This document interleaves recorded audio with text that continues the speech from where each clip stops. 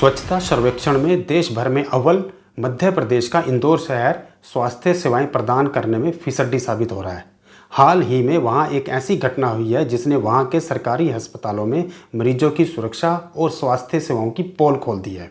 महाराजा यशवंतराव होलकर के नाम पर बना महाराजा यशवंतराव अस्पताल यानी MYH में चूहों के काटने से 2 नवजात बच्चों की जान चली गई, और वह भी अति सुरक्षित माने जाने वाले नियोनेटाल ICU यानी निक्कू में। इस घटना से स्वास्थ्य विभाग में हड़कंप मच गया और देश भर में सरकारी अस्पताल में स्वास्थ्य सुविधाओं पर सवाल खड़ा हो गया। आइए जानते हैं MY प्रकरण के बारे में। MY के ICU में गंभीर हालत के चलते 2 नवजात बच्चियां जिंदगी की जंग लड़ रही थी। इनमें से एक का वजन महज 1.5 किलोग्राम था और एक बच्ची के माता पिता के बारे में कुछ अता पता ही नहीं था। चूहों ने दोनों बच्चियों को अलग अलग जगह काट खाया, जिससे बाद में उनकी मौत हो गई। इस घटना ने सबको झकझोर कर रख दिया। अपनी नाकामी स्वीकार करने के बजाय पहले अस्पताल प्रशासन ने बड़ी बेशर्मी से निमोनिया संक्रमण के चलते मौत की बात कहकर अपना पल्ला झाड़ लिया और कहा कि चूहों के काटने से उनकी मौत नहीं हुई। बताया ये भी जा रहा है कि MY में पेस्ट कंट्रोल, साफ सफाई कर्मचारियों को रखने का जिम्मा एक ही फर्म को है, जिसके चलते अस्पताल में चूहों को मारने का काम प्रभावित हुआ। ज़्यादा दबाव पड़ने पर अस्पताल प्रशासन ने इस फर्म पर 1 लाख रुपए का जुर्माना भी लगाया है और आगे का अनुबंध खत्म करने की प्रक्रिया भी चल रही है। फिलहाल बच्चियों की मौत पर अस्पताल ने 6 अधिकारियों पर कार्रवाई की है। कुछ अधिकारियों को नोटिस जारी किया तो 2 नर्सिंग अफसरों को निलंबित भी किया।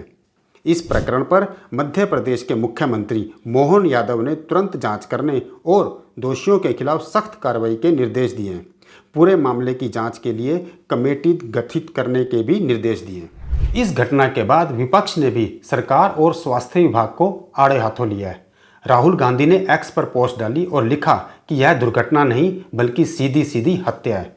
यहाँ तक कि स्थानीय जनता में भी इस घटना के बाद गुस्से की लहर दौड़ गई। यहाँ के लोगों का कहना है कि यह पहली बार नहीं है कि इस तरह की घटना हुई है। यहाँ पहले भी चूहों ने एक बच्चे की एड़ियाँ कुतर दी थी।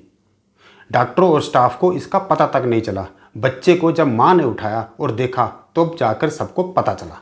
यहाँ के लोगों का यह भी कहना था कि हर बार इस तरह की घटना के बाद अस्पताल प्रशासन छोटे कर्मचारियों पर कार्रवाई कर अपने काम की इतिश्री कर लेता है, जबकि बड़े बड़े बाबुओं पर कोई कार्रवाई नहीं होती।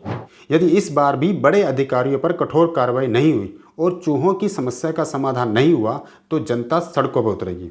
वहीं कुछ प्रत्यक्षदर्शियों ने कहा है कि अस्पताल में बड़ी संख्या में चूहों के बिल हैं।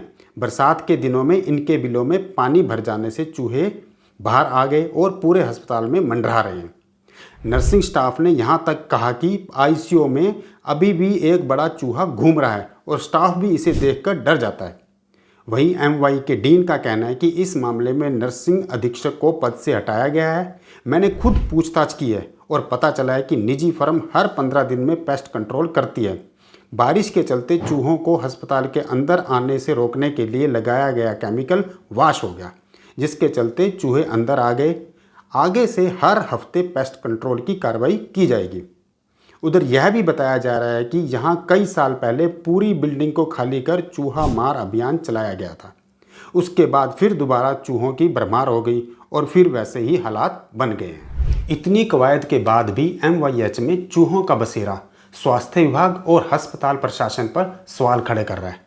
यह घटना इस बात की ओर भी इंगित करता है कि देश भर में सरकारी अस्पतालों के रखरखाव और स्वास्थ्य सुविधाओं में आमूलचूल बदलाव की दरकार है। यदि जल्द ही ऐसा नहीं हुआ तो न जाने कितनी जिंदगियां वक्त से पहले दम तोड़ जाएंगी। यदि बेशकीमती जानें बचानी हैं तो केंद्र और राज्य सरकार को जाग जाना चाहिए और युद्ध स्तर पर ऐसी नाकामियों को दूर करने का प्रयास करना चाहिए।